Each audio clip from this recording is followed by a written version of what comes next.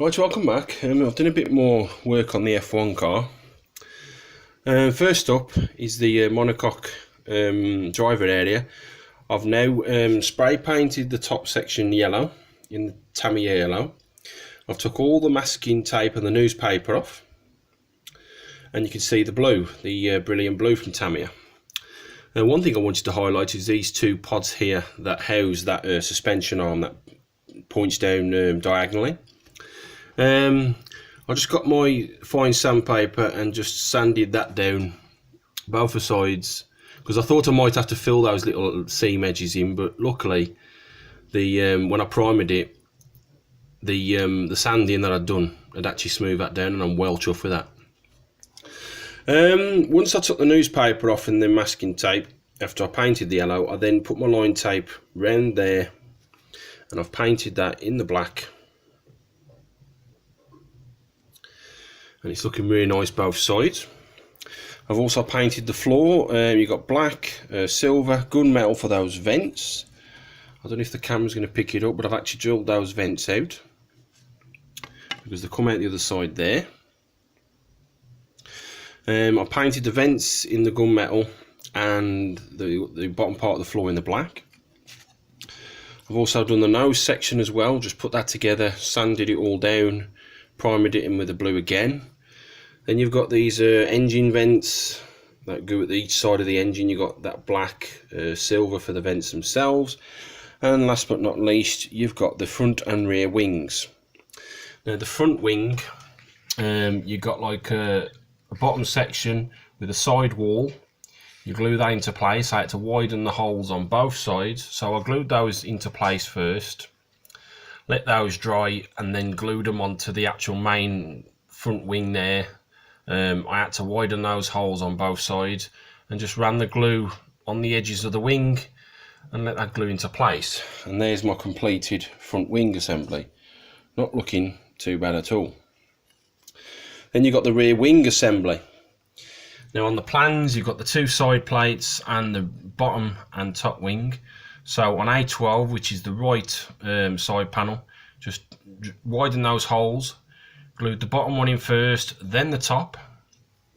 Then I stood it on its end like that, and then got the left plate and just lined the holes up once I'd ran the glue, and then just pop that into place with the holes and the pinholes there, the mounting holes.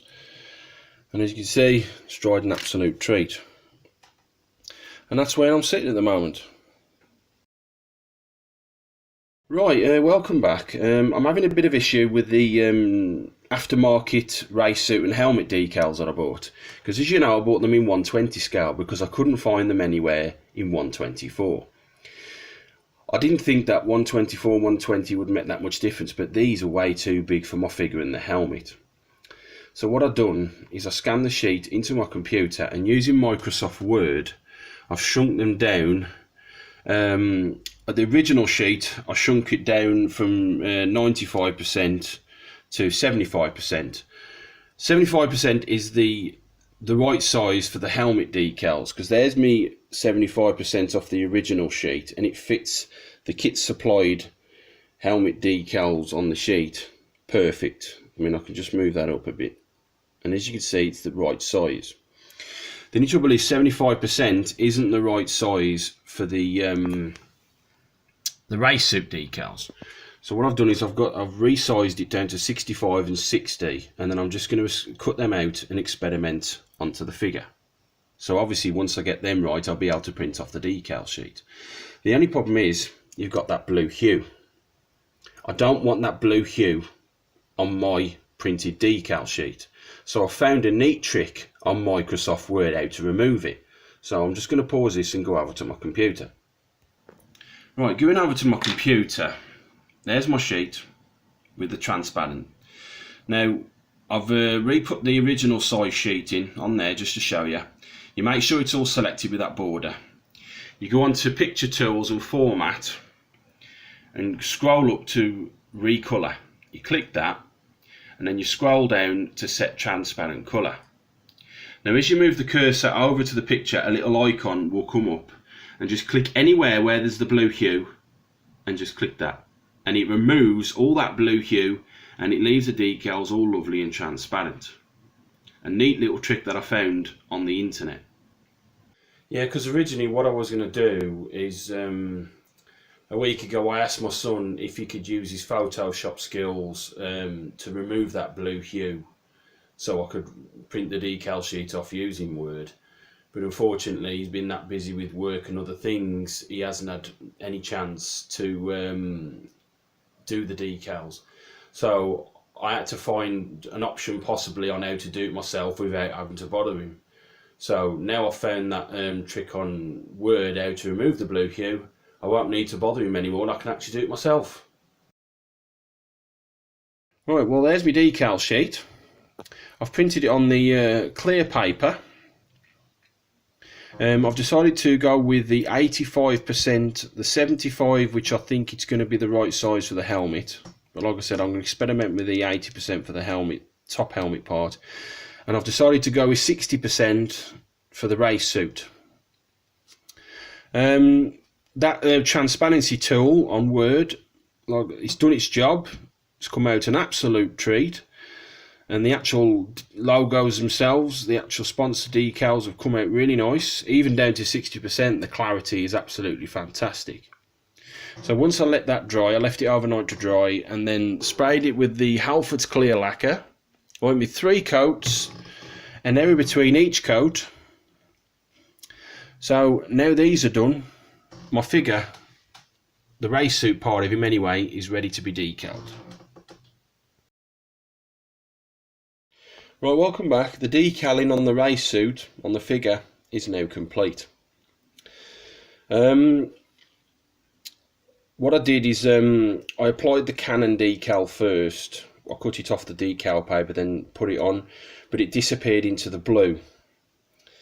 It reminded me of when I did the runabout decals for the L-Cars panels, where they disappeared into the black and I had to paint the white on, so that's what I've had to do.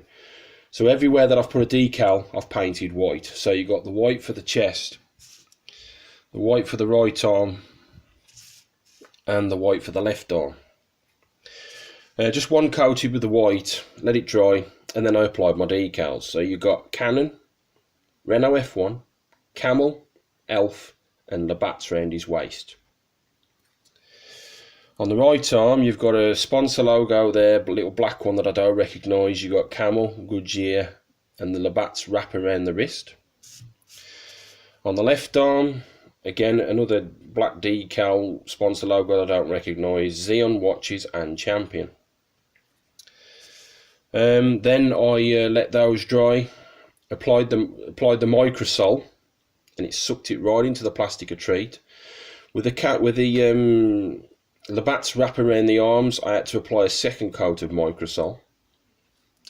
Once the microsol had dried, then I gloss coated it all the way round.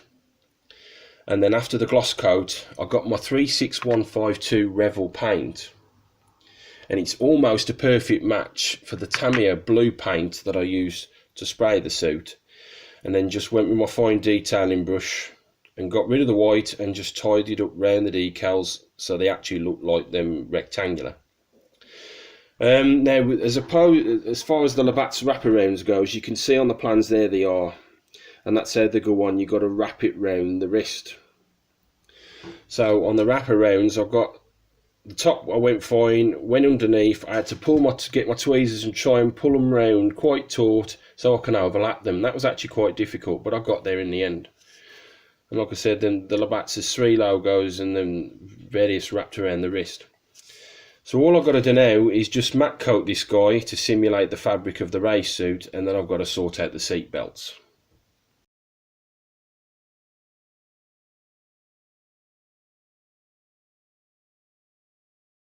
Right, welcome back. I've now completed the seat belts, including the dashboard and steering wheel to complete the cockpit.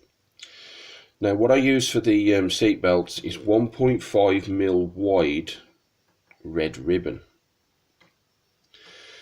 My wife did a search for red ribbon on the internet on eBay and she put dollhouse red ribbon. and she came up with a site on eBay, a store called Ycraft Miniatures, and it cost 99p for 4 meters of the ribbon and 99p postage. So what I did is I just cut the bits of ribbon off, 4 pieces, and then I drilled 4 holes, 2 each side of the top of his shoulders, 1 around on the one side there to cover his waist, and the other one there. And then I fed my ribbon through the holes and then overlapped it and got a bit of blue tack to secure each bit of the ribbon. Once that was done, I then put my figure in, and then I took the blue tack off that was securing the ribbon, and I started onto the seat belt. So I pulled the one side, got a drop of super glue, put it on the side of the belt buckle there with my long Q-tip cotton bud, just held it down while it dried. Only took a few seconds. Then I brought the other seat belt in. Again, the other side of the belt buckle, glued that down, a few seconds to dry. I put a drop of glue on each side of his shoulder and then drew these seat belts down. So I drew that seat belt down, put it on top of that bit of ribbon for the seat belt on the one side, and just held it down while the glue dried. Same for that strap, for that seat belt, and again with the super glue just held it down.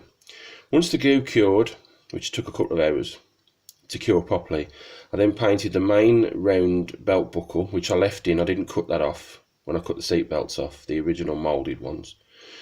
I just painted that silver, just drop a bit of silver on each side of the ribbon, just to simulate the actual buckles that couple into the main belt buckle. And then I got my cocktail stick, dipped that in a bit of silver paint, and just dabbed it on there and on that seat belt there, just to simulate those little hand strap tighteners that they pull down just before the race starts. I can bring it close to the camera and you can see it's looking really nice, and you can still see the decals underneath. That's why I cut the original moulded seat belts off. Looking really, really nice. I'm really well chuffed with that. Then you've got the dashboard. Now the dashboard just glues in as like a raised section on the seat on each side, so and the dashboard's got a couple of little legs on the bottom, as on the plans. And you just drop the dashboard on there as on the plans. So I've glued that in.